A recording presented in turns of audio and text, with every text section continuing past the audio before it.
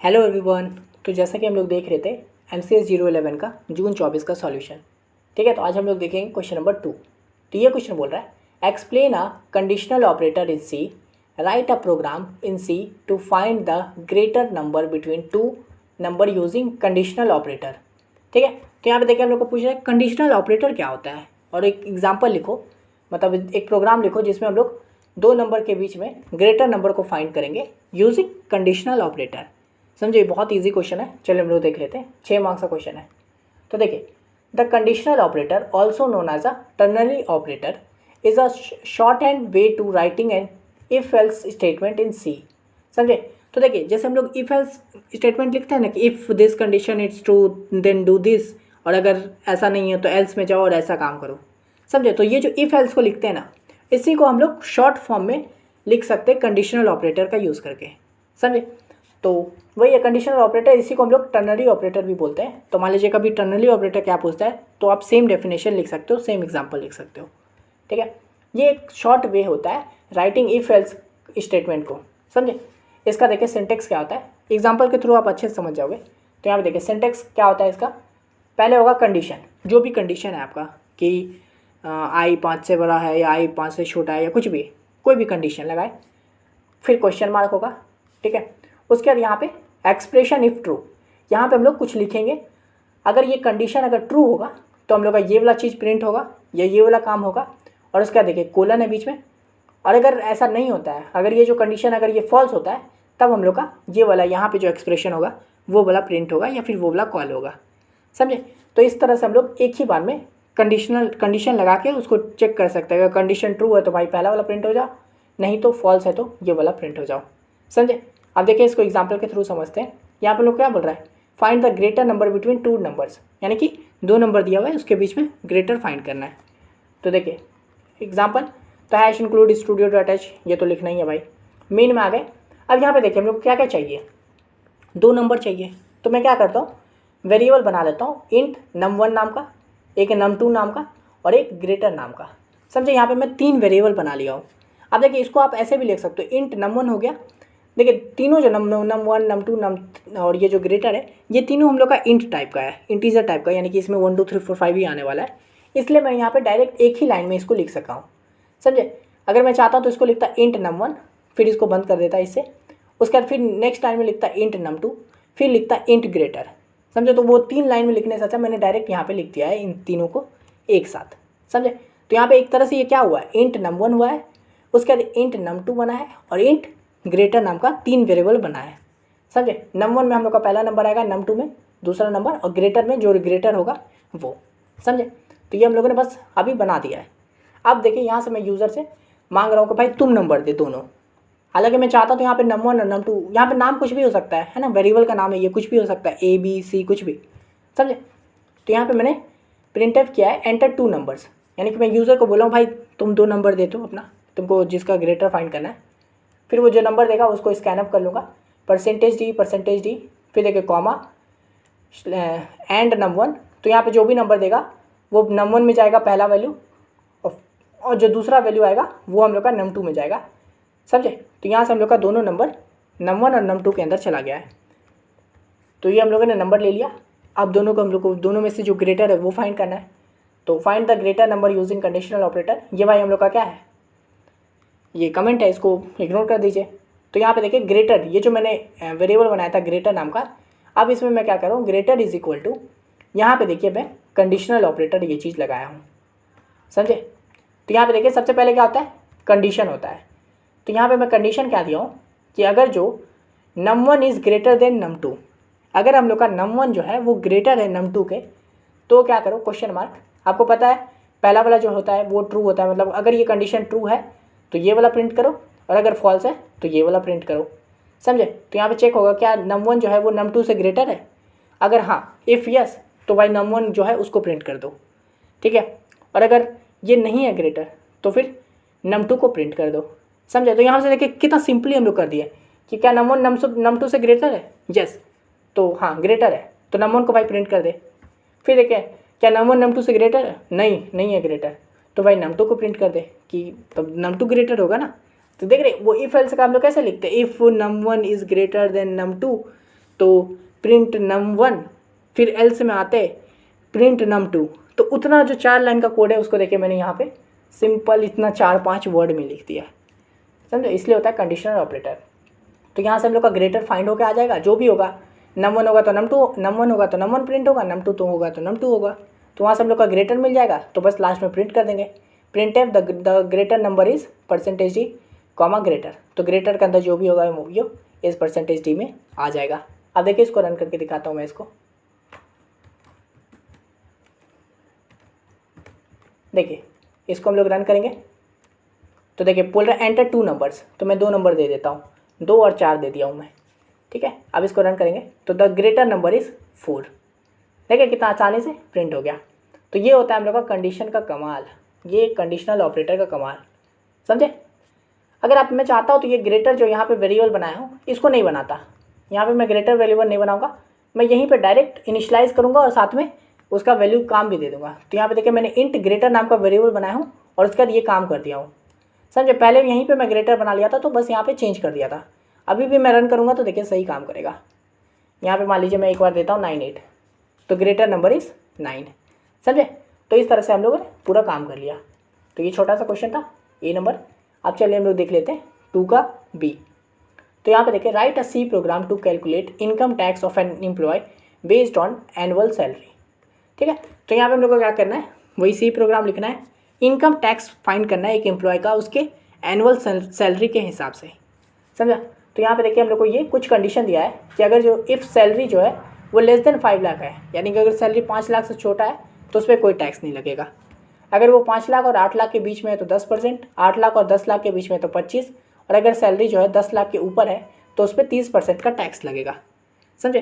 तो देखिए इस तरह का भी क्वेश्चन ना प्रीवियस में आ चुका है, लेकिन उसका हो सकता है फॉर्मेट अलग हो, कुछ और यहाँ पे चीज़ लिखा हो, सैलरी ना लिखा हो, 5 लाख ना लिखा हो, कुछ और लिखा हो, लेकिन बनाने का तरीका जो है कोड जो है वो सेम ही होगा, बस हल्का हल्का चीज़ चेंज होते जाएगा, समझे। तो इस तरह से आपको सोचना है। यहाँ पे 8 मार्क्स का क्वेश्चन है, चलिए करते हैं।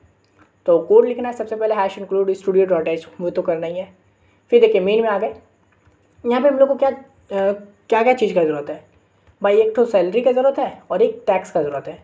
तो मैं यहाँ पे 2 वेरिएबल बना लिया हूँ, एक सैलरी और एक टैक्स नाम का, और इसको मैंने फ्लोट टाइप रखा है, डेटा टाइप, इंट नहीं रखा हूँ। अगर आप चाहते तो इंट भी रख सकते थे, पर अगर इंट रखोगे तो उसमें क्या होगा, एग्जैक्ट वैल्यू आएगा, 5 लाख तो 5 लाख आएगा, समझे। पर यहाँ पे देखिए हम लोग को टैक्स वैक्स भी लगाना है, तो हो सकता है ना टैक्स लगाने के बाद पॉइंट में कुछ आ जाए, तो इसलिए फॉर सेफ्टी साइज हम लोग यहाँ पे फ्लोट भी रख दिया हूँ। पर अगर आप चाहोगे तो इंट रख सकते हो, कोई दिक्कत नहीं है, ठीक है। तो यहाँ पे मैंने 2 वेरिएबल बनाया है, एक सैलरी नाम का, एक टैक्स नाम का। तो अब यहाँ पे देखिए काम हम लोग शुरू करेंगे। तो प्रिंट एफ यूज़र से मैं मांगता हूँ एंटर योर एनुअल सैलरी, ठीक है। यूज़र को बोलता भाई तुम्हारा सैलरी क्या है वो बताओ मेरे को। तो यूज़र अपना सैलरी देगा, तो मैं उसको %f करके, देखिए फ्लोट टाइप है ना हम लोग का सैलरी, तो फ्लोट नंबर को प्रिंट करने के लिए हम लोग क्या होता है %f का यूज़ करते हैं। जैसे इंट के लिए %d था, तो इसलिए फ्लोट के लिए क्या होगा %f, ठीक है। फिर एंड सैलरी, तो जो भी नंबर प्रिंट आएगा वो हम लोग का सैलरी में यहाँ पे आ जाएगा।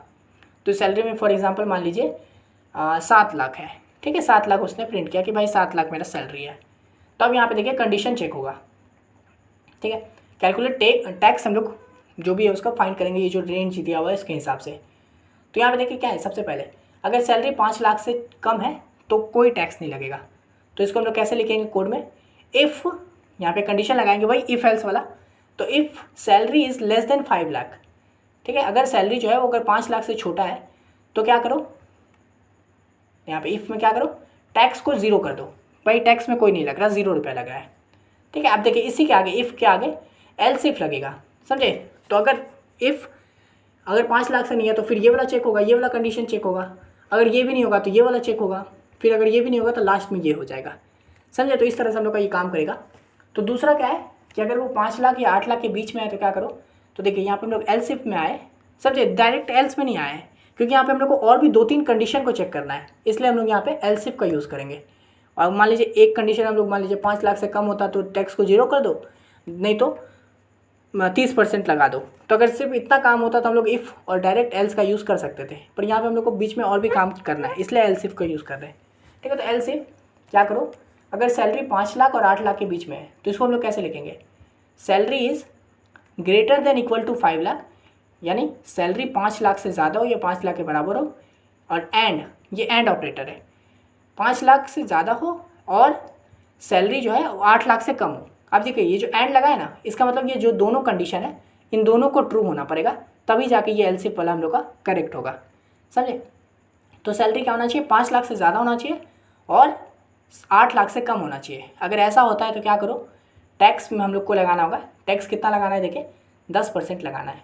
तो देखिए टैक्स क्या करेंगे, टैक्स हम लोग का सैलरी के ऊपर ही लगेगा ना, तो सैलरी इंटू 0.1, 10% लगाना है। आपको पता है परसेंट फाइंड करने के लिए क्या होता है, जो भी होता है परसेंट बटे 100, तो 10/100, तो जब इसको 10/100 करेंगे तो क्या आएगा, 0.1 ही आएगा ना। तो इसलिए लोग डायरेक्ट क्या करेंगे, सैलरी में 0.1 से मल्टीप्लाई कर देंगे। अगर मान लीजिए मैं आपको बोलता हूँ 200 का 20% निकालो, तो आप कैसे निकालोगे, 200 इंटू 20/100 है ना, नॉर्मल मैथ्स। तो अब इसको हम लोग जब सॉल्व करेंगे तो कैसे आएगा, 40 आएगा।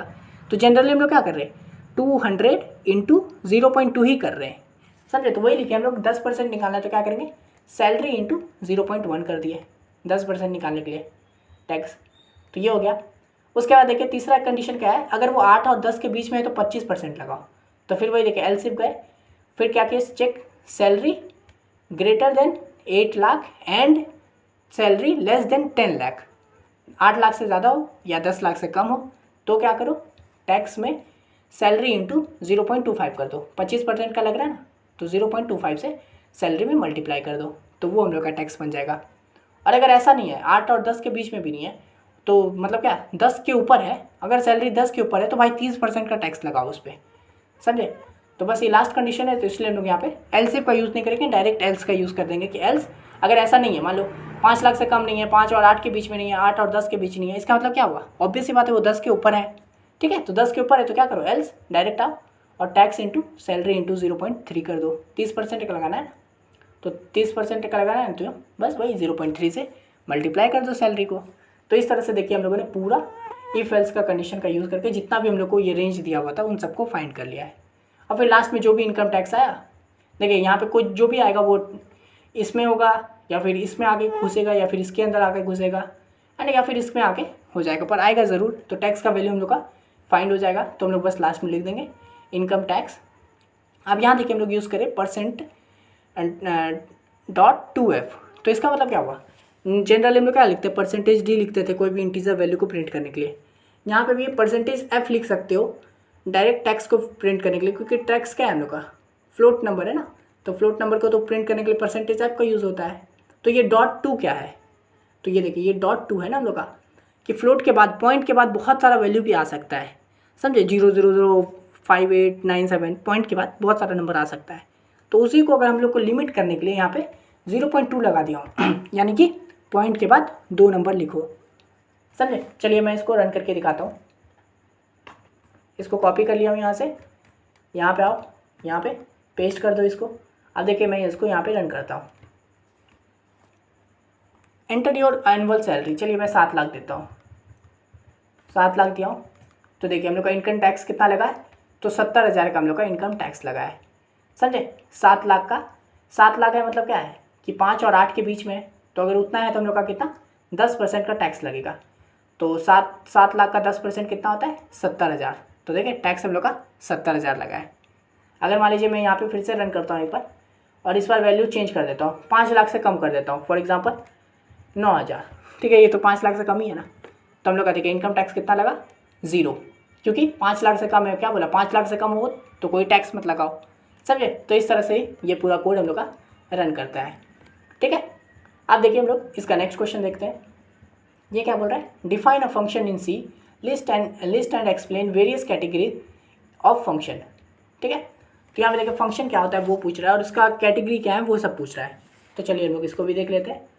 अ function in C is a block of code that perform a specific task. It can be called from other parts of the program to reuse the code and improve modularity, समझे। ये function आप लोग को definition तो भाई अब तक आप कितनी बार देख चुके हो। फंक्शन क्या होता है, एक ब्लॉक ऑफ कोड होता है जिसको हम लोग जो किसी तरह का कोई काम करता है और उसको हम लोग बार बार यूज़ कर सकते हैं, ठीक है। तो वो होता है, वही चीज़ लिखा है कि एक ब्लॉक ऑफ कोड होता है जो कि कोई एक स्पेसिफिक काम करता है, और इसको हम लोग कहीं से भी पूरा प्रोग्राम में कहीं से भी कॉल कर सकते हैं, और फिर कॉल करने से क्या होता है भाई, हम लोग को कोड को बार बार रीयूज़ कर पाते हैं, है ना। एक फंक्शन को लिख दिए, उसको बार बार अलग अलग जगह पे यूज़ कर रहे हैं, तो इससे हम लोग को क्या होता है, उसको हम लोग रीयूज़ कर पाते हैं, ज़्यादा कोड लिखना नहीं पड़ता है ना, साफ़ रहता है चीज़ें। तो इस तरह से हम लोग का चीज़ें अच्छा हो जाता है, समझे। तो वो हो गया फंक्शन। अब इसका सिंटैक्स देख लीजिए, ये होता है इसका सिंटैक्स। तो सबसे पहले क्या आता है, रिटर्न टाइप। रिटर्न टाइप मतलब क्या कि ये आपका जो फंक्शन है ये किस तरह का वैल्यू रिटर्न करके देगा। तो for example int value, integer type का रिटर्न करके देगा। तो यहाँ पे क्या हो जाएगा, रिटर्न टाइप इंट कर देंगे, इंट, फिर फंक्शन का नेम। जैसे पहला क्वेश्चन में देखे थे हम लोग, फैक्टोरियल नाम का एक फंक्शन बनाए थे, तो क्या दिए थे, इंट।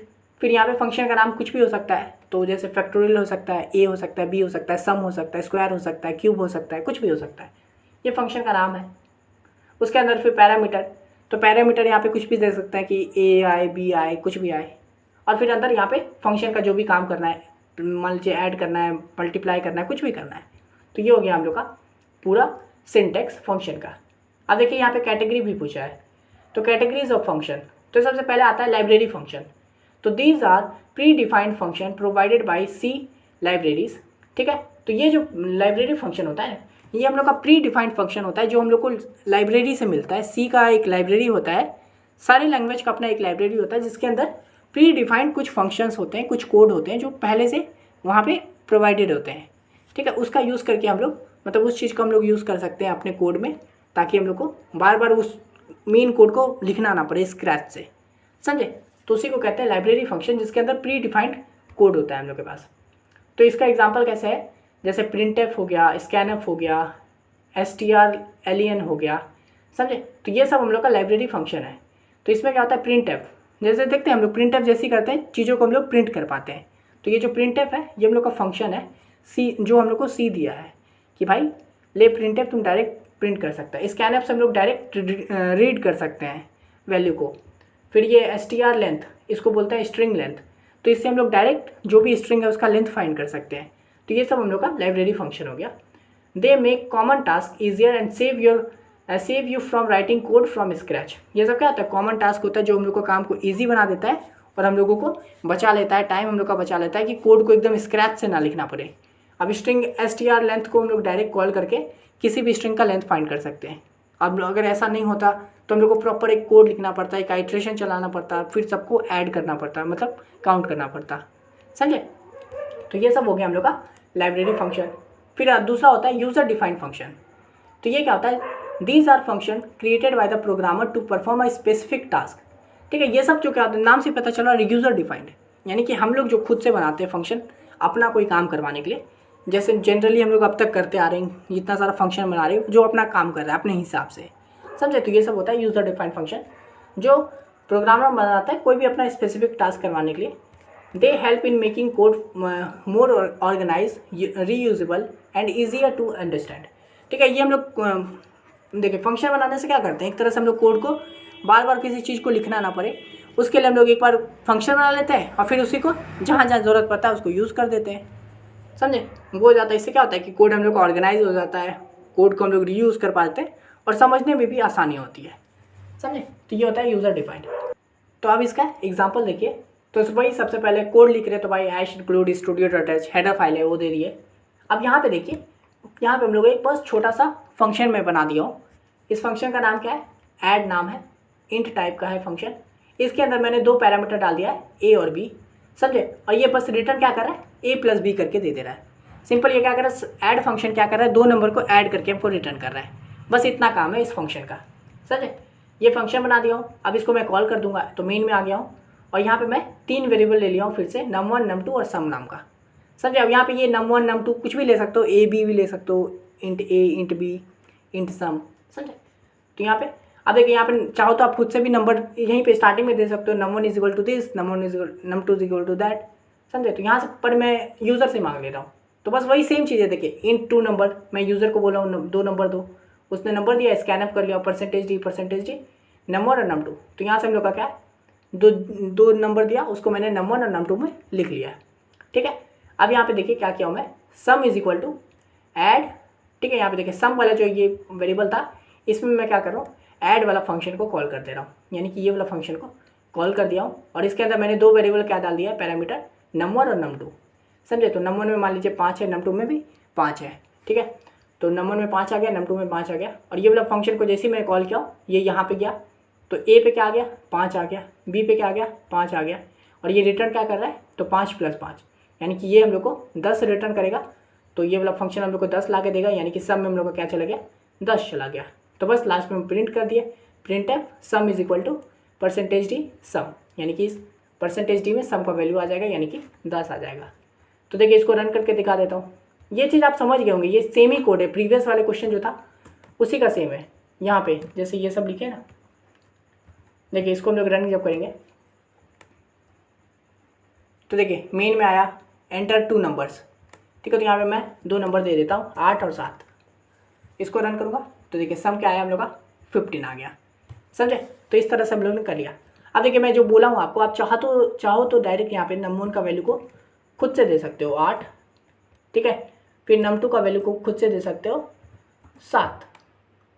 तो इस तरह से भी आप कर सकते हो। इसको कुछ इस तरह से करना होगा, लेकिन नम 1 का वैल्यू 8 दे दिए, उसके बाद फिर इंट नम 2 का वैल्यू 7 दे दोगे और इसको बंद करोगे ऐसे करके प्रॉपर, है ना। और फिर इंट सम नाम का भी वेरिएबल बनाओगे। फिर देखिए इसको हम लोग जब रन करेंगे तो एंटर, सॉरी यहाँ पे देखिए नंबर तो दे दिए, पर ये वाला फिर भी मैं रन कर दे रहा हूँ, इसकी तो ज़रूरत नहीं है ना, मैं अब यूज़र से क्यों मांगूँ। तो आप देखिए इसको मैं रन करता हूँ तो देखिए सम हम लोग का डायरेक्ट 15 प्रिंट होकर आ गया। नम 1 है 8 + 7। अब अगर मैं इसको चेंज कर देता हूँ 9 कर देता हूँ तो क्या हो जाएगा सम 17 हो गया, समझे। तो इस तरह से ये पूरा कोड रन कर रहा है, बहुत सिंपल सा चीज़ था। और ये सब चीज़ आप चेंजेस भी आप समझ रहे होंगे कि हाँ भाई नम 1 नम 2 को डायरेक्ट लिखने से अच्छा ऐसे भी लिख सकते हैं, यूज़र से अगर वेरिएबल नहीं लेना है तो खुद भी कर सकते हैं, ठीक है। तो ये सब कर सकते हैं, पर वही बात है ना कि यूज़र से वेरिएबल लेने से ठीक रहता है, वो अपने हिसाब से चेंज कर सकता है। अगर यहाँ पे दे देंगे तो 8 और 9 है तो 8 9 ही रहेगा हमेशा, है ना। यूज़र से मांगेंगे तो यूज़र भाई अपने हिसाब से चेंज कर सकता है। तो इस तरह से हो गया हम लोग का ये वाला क्वेश्चन, सी नंबर क्वेश्चन, ठीक है। तो आशा करते हैं आपको पूरा समझ में आ गया होगा। इसमें मैंने क्वेश्चन 2 का A, B और C बता दिया है। और वही अगर आपको ये PDF चाहिए तो मुझे इंस्टा पे मैसेज कर दीजिए, इंस्टा का लिंक डिस्क्रिप्शन में, फ्री नहीं पेड PDF है। बाकी वीडियोस को भी ज़रूर देख लीजिएगा, बाकी का लिंक आपको डिस्क्रिप्शन बॉक्स में मिल जाएगा। और इसका बाकी subject 1st, 2nd, 3rd, 4th किसी भी सेमेस्टर में हो आप सबका देख सकते हो, ठीक है। सबका कंटेंट आपको यहाँ पे पूरा मिल जाएगा। और हाँ, आपसे एक छोटा सा रिक्वेस्ट है, इस वीडियो के डिस्क्रिप्शन के एकदम लास्ट में एक छोटा सा वीडियो है, तो कृपया उसको देख लीजिएगा। 2 मिनट का वीडियो है और आपसे जो बन पाता है ज़रूर कीजिएगा, ठीक है। It's my humble request. तो बस इस वीडियो के लिए इतना ही था, मिलते हैं नेक्स्ट वीडियो में, तब तक के लिए धन्यवाद।